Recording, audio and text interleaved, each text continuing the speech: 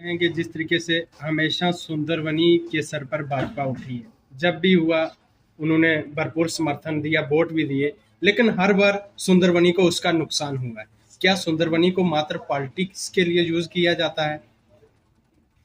ऐसा नहीं है कि कहीं हर बार पॉलिटिक्स के तौर पे ही यूज किया जाता है, लेकिन कई बार समीकरण ऐसे बनते हैं कि समझने में फर्क आ जाता है।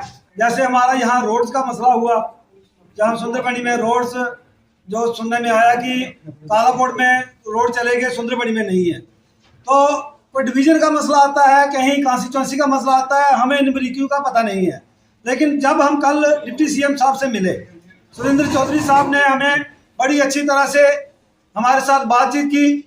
व्यापार मंडल और सनातन धर्म सभा ने जो फैसला लिया, हम उसके मुताबिक सभी लोग वहाँ पे गए। हमें बहुत अच्छा वेलकम, हमारी बातें सुनी गई। हमने कांगड़ी रोड के लिए बात की, हमने कॉलेजेस के लिए बात की, हमने स्कूल के लिए बात की, हमने तहसील ऑफिस के लिए सेक्रेटरीट, मिनी सेक्रेटरीट की बात की, हॉस्पिटल की बात की, जो भी बात की उनके साथ। उन्होंने कहा स्टेप बाय स्टेप मैं सुंदरबनी का पूरा ख्याल रखूंगा। सुंदरबनी मेरी जान है, नौशहरा अगर मेरा घर है, सुंदरबनी मेरी जान है। इसलिए आप थोड़ा देर से आए, लेकिन आप दुरुस्त आए।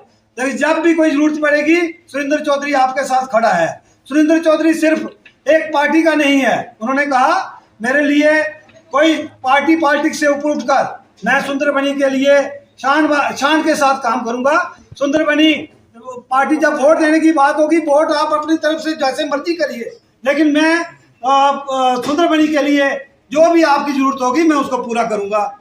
मैं सुंदरबनी यूथ की तरफ से अपने डिप्टी सीएम सुरेंद्र चौधरी साहब जी का तहे दिल से शुक्रगुजार करता हूं, जिन्होंने कल हमें व्यापार मंडल सुंदरबनी, सनातन धर्म सभा सुंदरबनी को मिलने का मौका दिया और हमारी मांगों को उन्होंने पुरजोर संपूर्ण किया। इसलिए मैं उनका तहे दिल से शुक्रगुजार हूं।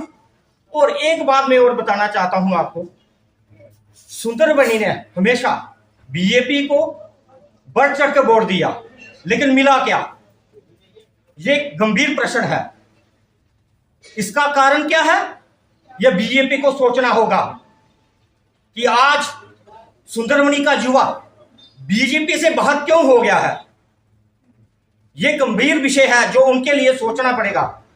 आप राजनीति का अखाड़ा सुंदरबनी को समझेंगे, इसके लिए आज का युवा उसके लिए आपके साथ नहीं खड़ा होगा।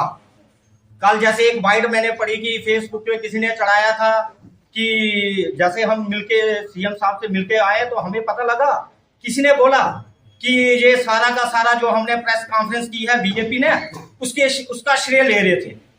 मैं उन लोगों को बताना चाहता हूं, ये सरासर गलत है। ये आपकी प्रेस कॉन्फ्रेंस का कोई भी असर नहीं है। ये जो असर है व्यापार मंडल सुंदरबनी, सनातन धर्म सभा सुंदरबनी और यूथ सुंदरबनी के प्रयासों के कारण जो हमें कल मंजूरी मिली है, ये सिर्फ सुंदरबनी के लोगों के प्रयासों का योगदान है। ये मत राजनीति खेलने का फायदा नहीं।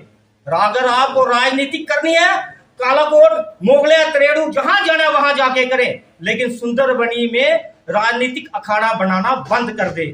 इसी के साथ मैं फिर सुरेंद्र चौधरी साहब का शुक्रिया अदा करता हूं, जिन्होंने हमारे सुंदरबनी का मान बढ़ाया। इसलिए तहे दिल से सबकी ओर से धन्यवाद।